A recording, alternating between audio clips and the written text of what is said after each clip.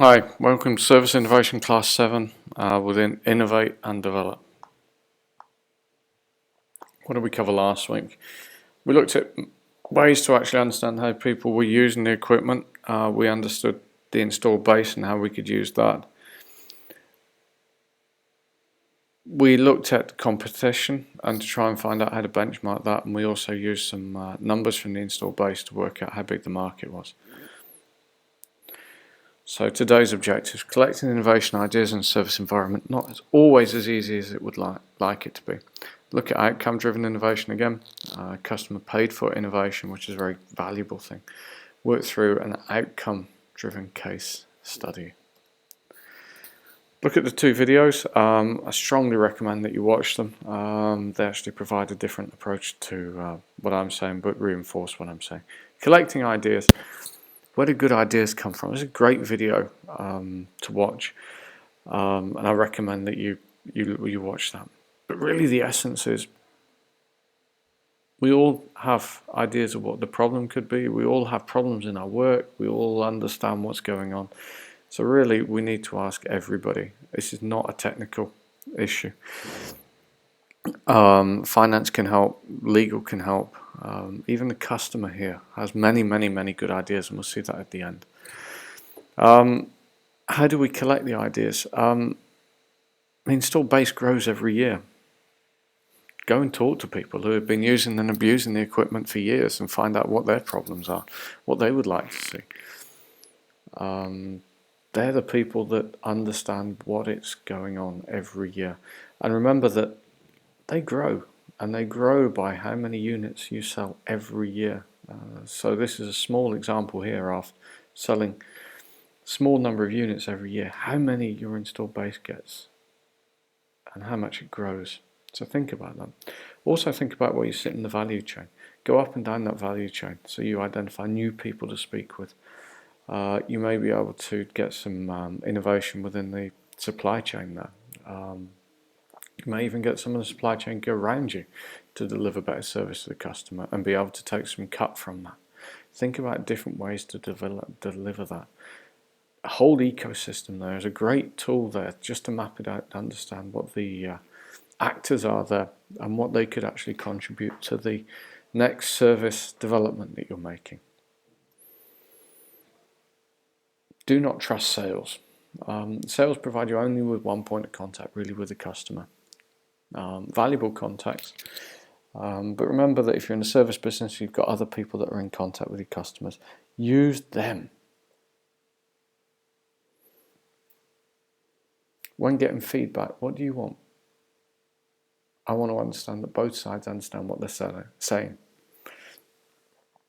All ideas are good, but they're not all good ideas, if that makes sense. Always be respectful. Don't tell them that they're using the machine inappropriately. And segmentation can be very important to actually understand and clarify the messages. Another way to do it is actually to think visual. Draw pictures, use a bit of storytelling. All of these new tools help. So instead of saying that everything needs to be shipped to the customer in one box, give me an example. Show me graphically. Old style, everybody understood the assumptions clearly. New style, review the assumptions. Who, what, when, where, why. Keep going through that loop. This was a good one from GE. The OTD must be greater than 95%. VOC has ratified this to be so with 3 sigma of 24, less than 24H. Well, the customers told us that deliveries must never be more than 1 day late. Cut the jargon, simplify the language. Use what ifs. Allow the journey to move from left to right to try and trigger ideas. And try and use those triggers to create new ideas out of them. Okay, outcome innovation. It's a great example. I recommend that you look at Ulrich's book on Pratt & Whitney within what customers want. Very clear, good case study of providing an engineering service when you're not in a monopoly position. and how the engineers were going to go down one route, whereas actually what the customer wanted was something which was much better. And the customer really wasn't being challenging enough by saying, we want to get a 10% improvement, which really wasn't enough to keep their jobs. Watch the video from Ulrich, really good. He's a great talker. This is taken from the book, some of the more important stuff. They captured 80 different desired outcomes. Customers were surveyed on the importance and satisfaction, so you could actually work out the opportunities.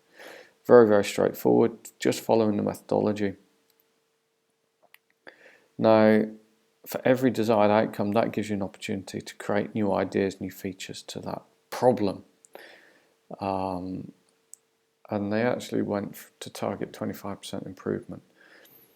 The focus was generating the most value from least cost, with least effort, least risk. Very straightforward.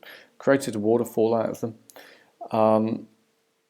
And you can see they moved from a 45 score or 47 score up to 65 score. Really, really great improvement. Some of these could be done very, very simply. Look at where you get more bang for your buck. What's easy? And how do you satisfy more customers when you're trying to work out where to go through that waterfall, where to start?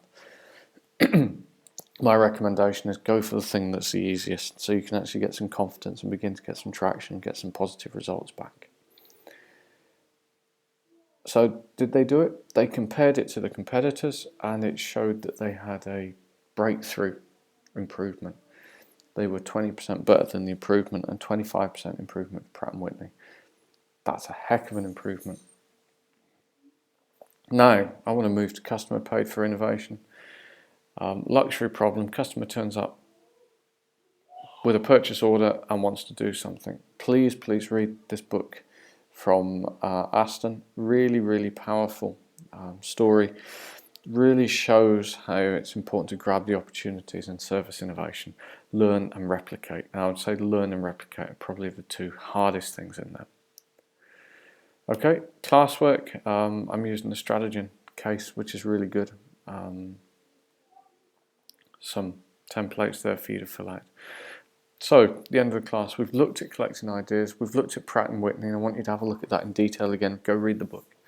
You've seen the benefits of customer paid for innovation, and you've had a chance to try outcome in a case study yourself. So now you've learned about how to identify what the customer values and create innovative ideas around it. Thanks.